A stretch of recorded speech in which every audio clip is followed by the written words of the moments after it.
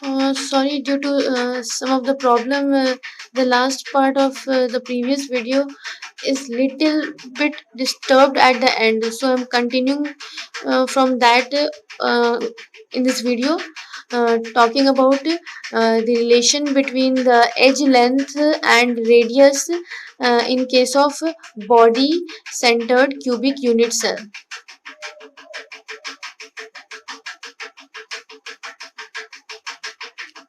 Body centered cubic unit cell, in which the atoms occupies the corner position,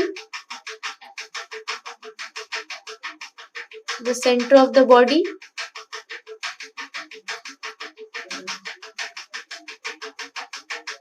ये front या फिर हम लोग कह सकते हैं टॉप व्यू यहाँ पर मैंने दिखा रखा है। ये टॉप व्यू में कॉर्नर्स के ये एटम्स हैं, ये एटम कॉर्नर पोजीशन के हैं और ये वो एटम है जो बॉडी के बीच में प्लेस कर रखा है। अब अगर यहाँ पर इसकी बात की जाए तो this one is r radius, this complete is 2r and this is also r. तो diagonal is equal to diagonal of cube is equal to r plus 2r plus r is equal to 4r. Once again let's have a look. This one is r radius, ये पूरा यहाँ से यहाँ तक ये 2r है और ये सिर्फ कितना, ये r हो गया, तो ये पूरा होल डायगोनल कितना हो गया, this is 4r. And we also know that we can calculate the diagonal of the whole cube by using a formula. एक हमारे पास फॉर्मूला भी है जिसके थ्रू हम डायगोनल ऑफ क्यूब निकाल सकते हैं and that formula is √3a. तो यहाँ हमने रेडियस के हेल्प से ऐड करके डायगोनल का रिलेशन निकाला और वो है 4a और एक ये फॉर्मूला ही होता है, तो दोनों ही डायगोनल को रिप्रेजेंट कर रहे हैं। तो अगर इसे इक्वेशन 1 माने और इसे इक्वेशन 2, तो हम इक्वेट करके लिख सकते हैं by equating from equation 1 and equation 2 that 4r is equal to √3a, where r is equal to √3a by 4. So this is the relation of radius and edge length in case of body centered cubic unit cell. Now coming to packing efficiency, as we have calculated in primitive cubic unit cell, we can calculate over here also by using the formula n into 4 by 3 pi r cube by v. Here n will become 2 because in case of body centered cubic unit cell, 2 atom belongs to a single unit cell. 4 by 3 pi 22/7 radius r cube and नीचे volume put करेंगे पूरे whole cube का, और whole cube का volume क्या होगा, a cube. Here on putting 2 into 4 into 22 by 21 into r cube by a. यहाँ से a को हम चाहे तो निकाल सकते हैं, a की वैल्यू यहाँ से a की वैल्यू निकालेंगे तो क्या आएगा 4r by 3. तो a की जगह पर 4r by √3 and cube over here. After calculating, we will get the packing efficiency of body centered cubic unit cell and it is approximately 68%. 68% of the whole body centered cubic unit cell is occupied by particle. Remaining percentage are empty spaces, that is void. Now going to the last one of cubic unit cell, that is face centered cubic unit cell. In the first diagram we can see that the center of the particle firstly occupies all the 8 corners of the cube, and other than the corner, one particle is placed at the center of each face. This face contains one particle at its center.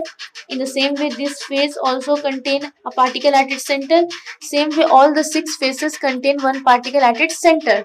तो this is the open diagram in which one particle is placed at the center of each face and one particle is present at the corner.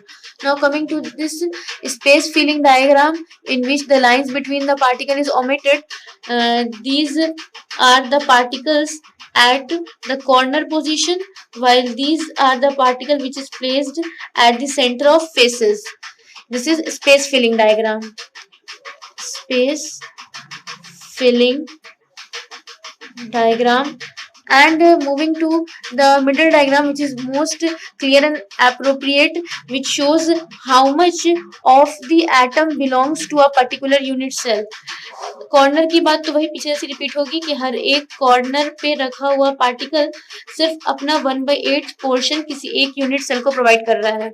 ये सारे corner के particle के लिए बात हो गई। अब किसी एक फेस पे जो पार्टिकल रखा होगा वो पार्टिकल अपने आप को 2 यूनिट सेल में शेयर करेगा। आप खुद भी इमेजिन कर सकते हैं, अगर किसी एक क्यूब को हम लें और उस एक क्यूब के किसी एक फेस पर हम एक बॉल रख दें तो वो बॉल उस क्यूब के साथ उस क्यूब की जस्ट एडजेसेंट बगल में जो क्यूब रखा होगा उसमें भी शेयर होगा। तो इसलिए देखें, हर फेस पे रखा हुआ क्यूब का सिर्फ आधा ही हिस्सा इस यूनिट सेल से बिलोंग कर रहा है। ये इस फेस की टॉप मोस्ट फेस, उस तरह से बाकी अदर फेसेस की भी बात होगी। तो एक तो कॉर्नर के थ्रू अगर बात करें तो हर कॉर्नर ने 1/8 पार्ट दिया, तो इस तरीके से कितना पार्ट आया, तो 1/8 इंटू पूरा मिला के 8 कॉर्नर था, तो एक एटम तो पूरे कॉर्नर्स के मिलाकर हो गए। अब हर एक फेस जो है उस पे रखा हुआ एटम सिर्फ अपना हाफ पोर्शन प्रोवाइड कर रहा है। हाफ पोर्शन हर एक फेस से आ रहा है, और ऐसे ऐसे कितने फेस है, 6 फेसेस। तो कट करेंगे 3, तो यहाँ पर 3 + 1 इट मीन्स की 4, यानी कि फेस सेंटर्ड की बात करते हैं तो एक यूनिट सेल में 4 एटम अपना जगह लेते हैं, 4 एटम होंगे वहां पर।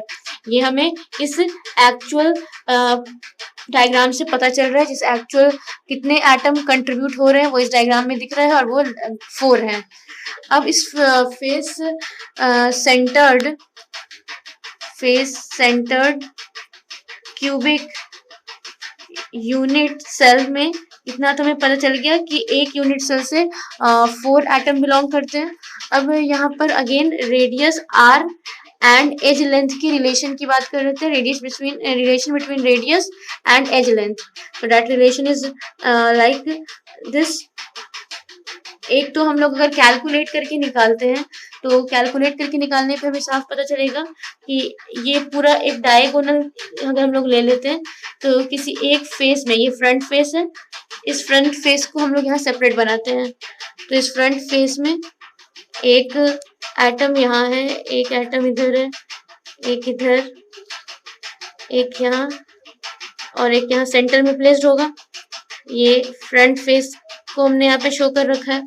अब इस फ्रंट फेस में this one is radius, this one is radius का double 2r and this one is again radius.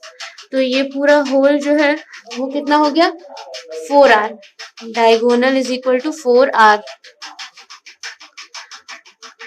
और हमारे पास फेस डायगोनल निकालने का एक फॉर्मूला भी होता है।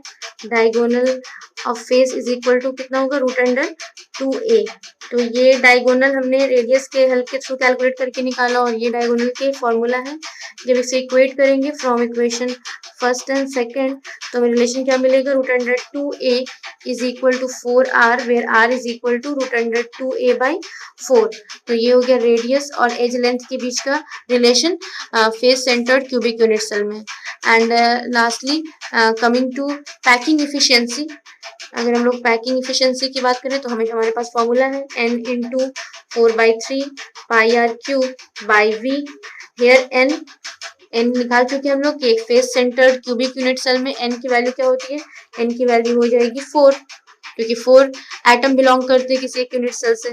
फिर यहाँ 4/3 × πr³ एंड नीचे वॉल्यूम, तो वॉल्यूम का क्यूब की अगर बात करेंगे तो वो होगा a³, और a की वैल्यू को हम लोग यहाँ से निकालना चाहेंगे तो a को निकालने के लिए क्या करेंगे, इस √2 को नीचे सेंड करेंगे। तो a इक्वल्स टू क्या आएगा, 4r/√2।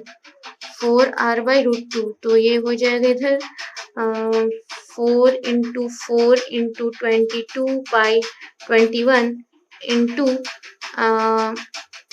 r³ बाई, नीचे हम लोग क्या पुट करेंगे 4r/√2 एंड फिर इस पूरे का क्या करेंगे क्यूब।